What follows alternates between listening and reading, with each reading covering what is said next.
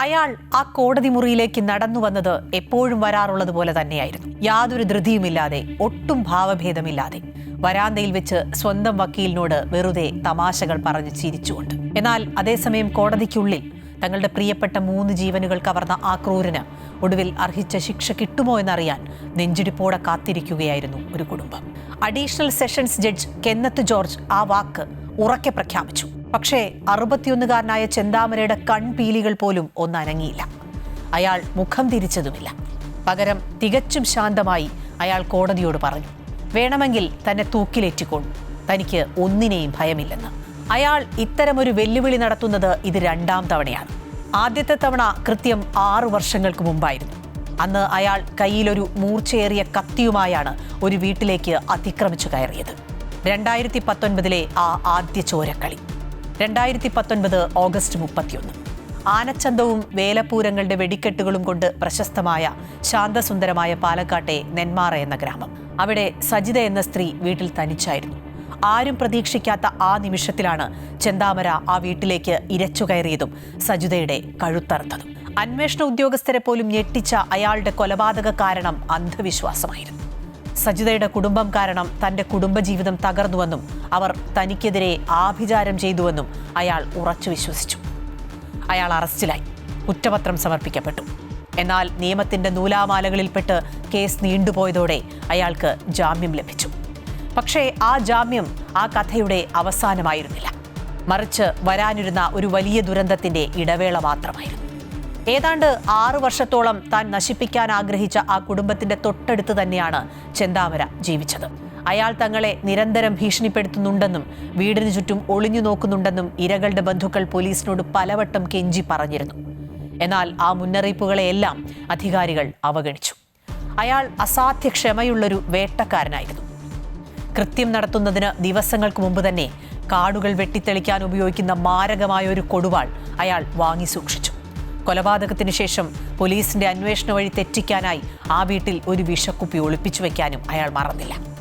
2025 ജനുവരി 27 സജിതാ വധക്കേസിൽ സുപ്രീം കോടതിയിൽ നിന്നും സ്ഥിരം ജാമ്യം നേടി ദിവസങ്ങൾക്കകം ചെന്താമര വീണ്ടും ആയുധവുമായി ഇറങ്ങി. സജിതയുടെ ഭർത്താവ് സുധാകരന്റെ പോത്തുണ്ടിയിലെ വീട്ടിലേക്ക് അതിക്രമിച്ചു കയറി. സുധാകരനെയും അദ്ദേഹത്തിന്റെ 75 വയസ്സുള്ള വൃദ്ധമാതാവ് ലക്ഷ്മിയെയും ക്രൂരമായി വെട്ടിപ്പിളർന്നു. താൻ വിഭാവനം ചെയ്ത പദ്ധതി അതുപടി നടപ്പിലാക്കാൻ കഴിഞ്ഞതിൽ തനിക്ക് പൂർണ്ണ സംതൃപ്തി ഉണ്ട് എന്നാണ് ചെന്താമര പിന്നീട് പോലീസിനോട് പറഞ്ഞത്. കേരളത്തെ നടുക്കിയ ഈ ഇരട്ട കൊലപാതകം അതിവേഗ കോടതിയിലാണ് വിചാരണ ചെയ്തത്. 2026 ഫെബ്രുവരിയിൽ ആരംഭിച്ച വിചാരണ വെറും 4 മാസം കൊണ്ട് പൂർത്തിയായി. പ്രോസിക്യൂഷൻ ഭാഗത്തു നിന്നും പ്രോസിക്യൂട്ടർ MJ വിജയകുമാറിന്റെ നേതൃത്വത്തിൽ 80-ലധികം സാക്ഷികളെ വിസ്തരിക്കുകയും രക്തക്കറ പുരണ്ട ആയുധം, കോൾ റെക്കോർഡുകൾ, DNA തെളിവുകൾ ഉൾപ്പെടെ 30ഓളം തൊണ്ടിമുതലുകൾ ഹാജരാക്കുകയും ചെയ്തു. 480 പേജുള്ള ശക്തമായ കുറ്റപത്രമാണ് പോലീസ് സമർപ്പിച്ചത്. പ്രതിയോടുള്ള ഭയം കാരണം പ്രതിയുടെ സ്വന്തം ബന്ധുക്കൾ ഉൾപ്പെടെയുള്ള പല സാക്ഷികളും വിചാരണയ്ക്കിടെ കൂറുമാറി. ചിലർ ജീവനിൽ ഭയന്ന് അയൽ സംസ്ഥാനമായ തമിഴ്നാട്ടിലേക്ക് ഒളിച്ചോടുക പോലും ചെയ്തു. പ്രതിഭാഗം വക്കീലന്മാർ പരമാവധി പ്രതിരോധിക്കാൻ ശ്രമിച്ചു. ആയുധത്തിന്റെ പിടിയിൽ എങ്ങനെ രക്തക്കറ വന്നു എന്നതിനോ ആദ്യത്തെ തെരച്ചിലിൽ സ്നിഫർ ഡോഗിന് എന്തുകൊണ്ട് ആയുധം കണ്ടെത്താനായില്ല എന്നതിനോ പ്രോസിക്യൂഷന് വ്യക്തമായ ഉത്തരമില്ലെന്ന് അവർ വാദിച്ചു. എന്നാൽ ചെന്താമരയ്ക്ക് യാതൊരുവിധ മാനസികാരോഗ്യവും ഇല്ലെന്ന് മെഡിക്കൽ റിപ്പോർട്ടുകൾ തെളിയിച്ചു. താൻ ചെയ്യുന്നത് എന്താണ് എന്ന കൃത്യമായ ബോധ്യത്തോടെ തന്നെയാണ് അയാൾ ആ ചോരക്കളി നടത്തിയത്. 2026 ജൂലൈ 13 കോടതി അയാളെ ഇരട്ട കൊലപാതക കുറ്റത്തിന് കുറ്റക്കാരനാണെന്ന് കണ്ടെത്തി. തങ്ങളുടെ അച്ഛനെയും അമ്മയെയും നഷ്ടപ്പെട്ട് അനാഥരായ സുധാകരന്റെയും സജിതയുടെയും മക്കളുടെ കണ്ണീരിന് ഇപ്പോഴും പറ്റാത്ത ചൂടുണ്ട്. അവനെ തൂക്കിലേറ്റണം.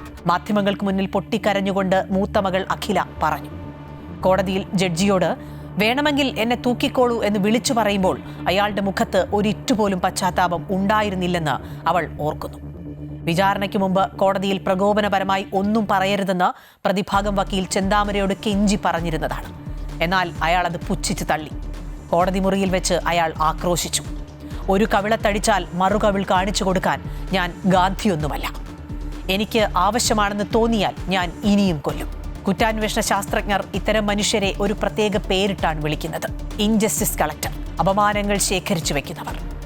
തങ്ങളോട് മറ്റുള്ളവർ ചെയ്ത ചെറിയ തെറ്റുകൾ പോലും വർഷങ്ങളോളം മനസ്സിൽ കൊണ്ടു നടന്ന് അതിനെ വലിയൊരു പ്രതികാര ചിന്തയായി വളർത്തി ഒടുവിൽ കൊടും ക്രൂരത ചെയ്യുന്നവരാണിവർ. പെട്ടെന്നുണ്ടാകുന്ന ദേഷ്യത്തിൽ കൊലപാതകം നടത്തുന്നവരിൽ നിന്നും വ്യത്യസ്തമായി ഇവർ ഇരകളെ നിരീക്ഷിച്ചുകൊണ്ട് കാത്തിരിക്കുന്നു. പ്രതികാരദാഹത്താൽ ഉണ്ടാകുന്ന ഇത്തരം കൊലപാതകങ്ങളിൽ കൊലയാളിക്ക് താൻ ആരെയാണ് ഇല്ലാതാക്കേണ്ടതെന്ന കൃത്യമായ ലക്ഷ്യമുണ്ടായിരിക്കും. ചെന്താമരയെ പോലുള്ളവർ കൊലപാതകത്തിന് ശേഷവും യാതൊരു ഭയവുമില്ലാതെ ശാന്തരായിരിക്കുന്നത് കാണുമ്പോഴാണ് മനഃശാസ്ത്രജ്ഞർ പോലും ഞെട്ടിപ്പോകുന്നത്. ആന്റി സോഷ്യൽ പേഴ്സണാലിറ്റി ഡിസോർഡർ ഉള്ള ഇത്തരക്കാർക്ക് മറ്റുള്ളവരുടെ ജീവനോട് യാതൊരു ബഹുമാനവും ഉണ്ടാകില്ല. ഒരു സാധാരണ മനുഷ്യൻ തെറ്റു ചെയ്താൽ അനുഭവിക്കുന്ന കുറ്റബോധമോ ലജ്ജയോ ഇവർക്കുണ്ടാകില്ല. പകരം തങ്ങൾ വിചാരിച്ച കാര്യം സാധിച്ചതിലുള്ള ക്രൂരമായ ആനന്ദവും സംതൃപ്തിയുമായിരിക്കും അവരുടെ മുഖത്ത്.